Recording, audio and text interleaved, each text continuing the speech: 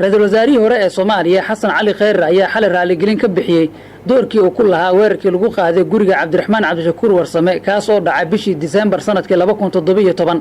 madaxweynayaashii hore ee Soomaaliya Sheekh Shariif Sheekh Axmed iyo Xasan Sheekh Maxamuud iyo madaxweynihii Koonfur Galbeed Shariif Xasan Sheekh Aadan iyo siyaasiyiin kale ayaa Khayre ku cadaadiyay inuu raaligeliyo hogaamiyaha xisbiga wadajir iyo inuu ka garaabo cadaadiskii kale ee la saaray madaxweynayaashii hore ee dalka iyo xildhibaano ka tirsan labada gole ee baarlamaanka Soomaaliya oo qayb ka ah madasha xisbiyada qaran xubno ka mid ah shirkadda diyaaradda ee shalay isla soo raaceen siyaasiyiintan ayaa keenin u sheegay in Cabdiraxmaan Cabdishakuur iyo Xasan Cali Khayre dib badan laga maray in diyaaraddan safar wadajir ay ku soo galaan oo Muqdisho ku soo wajahneed sidoo kale xogta aan helna ayaa sheegaysa in xubno muhiim oo ka tirsan xisbiyada UPD iyo himilo qaran oo ay kala hogaamiyaan Sheekh Shariif Sheekh Axmed iyo Xasan Sheekh Maxamuud ay weli dalbanayaan inuu cadeeyo Xasan Cali Khayre mowqifkiisa ku aadan saaxiibadiisii hore ee Villa Soomaaliya iyagoo sheegay in ay weli cabsi ka qabaan inuusan jirin khilaaf weyn oo u dhaxeeya hoggaanka dawladda iyo Xasan Cali Khayre sidoo kale waxay xubnahan sheegeen inaysan ku qancin khudbadii Khayre ee shalay ka jeediyay magaalada Muqdisho markii uu dalka dib ugu soo laabtay Xasan Cali Khayre oo ay baarlamaanka Soomaaliya kalsoonida kala laabteen dhamaadka bishii Juulaay ee sanadkan ayaa hadda loo ogolaaday inuu ka dhinac safto mucaaradka dad badan ayaa aaminsan in Khayre uu iska soo xiray mid ka mid ah caqabadii ugu waaweyn ee ku horgudbanaa siyaasaddiisa Professor Ali Saciid Maxamuud Kulana oo ka mid ah aqoonyahanka Soomaaliyeed isla markaana aad u falaqaya arrimaha siyaasadda gobolka ayaa sheegay in Xasan Cali Khayre uu ka gudbay mid ka mid ah caqabadii ku horgudbanaa waxaan leeyahay Khayre xilligan la marayo barnaamijyada sameynaya tilaabooyinka siyaasadeed ee isbedelka xoogga leh oo ka muuqda sameynaya balays siyaasadeed oo saaray gaar ahaan mucaaradka dhinaciisa ka saarnay ayuu ka qaadi doonaa waxaan kaloo isleeyahay wuxuu oleys ahaan ka qaadayaa qolyaha mucaaradka ee dowladda ku kacsan oo ay nafteedu doonayso xoog leh inay dhisaanayo waayihii ugu dambeeyay Khayrena arkayo inuu muhiim u yahay xilligan la marayo isaga naftiisuna maadaama uu yahay musharax oo garab wuxuu u baahan yahay inuu ka helo dhinaca mucaaradka marka waxaan isleeyahay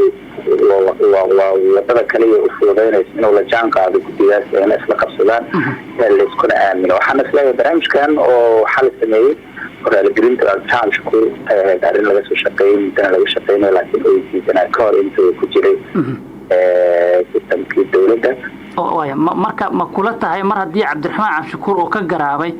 in saasoo kalena oo ka garaabo dhibaatooyinkii kale ee dhacay oo ay qayb ka tahay weerarkii Baydhabo iyo dibistii Qalbadheex maadaama xilliga hoggaanka dalka qayb ka ahaa waa hadii laga dalbaday noqonaysaa laakiin hadda si official ah looga dalbaday arrintan duruuf xoog leh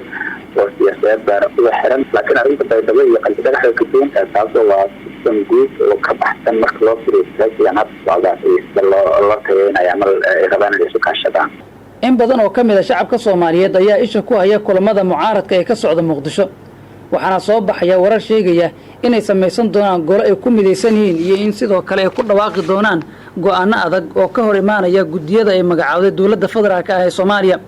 Maxamed Maxamuud Cadde oo ah wariyihii hore ee BBC-da haddana ka tirsan aqoonyahanada isha ku haya arrimaha siyaasadeed ee Soomaaliya ayaan weydiiyay xaaladda dalka iyo waxa la gudbo madaxda dawladda iyo kuwa mucaaradka waxa ka reeban in ay dadka kiciyaan dagaal abuuraan rabshad sameeyaan annagu ma u dulqaadanayno muxaafid iyo mucaarad ciddii ka soo horjeeda danaha shacabka Soomaaliyeed waxaa loo igmaday in shacabka Soomaaliyeed ay u adeegaan mucaarad iyo muxaafadba mana ka yeelayno in wax deelqaaf ah ama kicin ah ama dagaal samayn kara ay ku dhaqaaqaan laakiin xaq ayay u leeyihiin in ay ka cawdaan waxa ay ka cabanayaan haddii ay loo qaateen yihiinna waa in ay soo bandhigaan shacabka Soomaaliyeedna ogeys hoggaanka dawladda federaalka ah ee Soomaaliya ayaan weli ka hadlin baaqi beesha caalamka ee ahaa in xal laga gaaro dooda ka taagan gudiyada doorashada muranka ku saleysan doorashada ka dhici doonto Garbahaare oo ah xarunta gobolka Gadow iyo khilaafka xooggan ee dawladda iyo sidoo kale xildhibaanada gobolada waqooyi u dhaxeeya kaasoo ku saabsan sida loo soo xuli doono xubnaha baarlamaanka ee waqooyiga sidoo kale dawladda ayaa dhowr jeer ka gaabsatay baaqyo badan oo ka soo baxay mucaaradka iyo aqoonyahanka Soomaaliyeed hadda waa maxay waxa looga baahan yahay madaxda dawladda haddii aad shaqaale dawladeed tahay oo aad rabtid inaad siyaasad geshid waa ku furanta laakiin shuruud baa kugu xiran waa in aad 3 bilood ka hor iska casishaa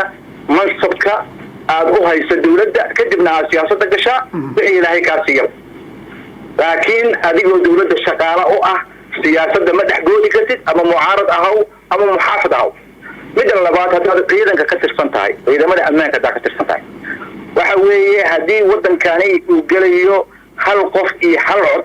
waa lagu ogol yahay inaad holkaaga inta gasho codkaaga dhiibato ciddii aad jeceshahay aad u codayso laakiin siyaasadda ma dhexgeli kartid siyaasadda ciidamada qalabka sida waa ka dhexdhexaad dhalinyaradan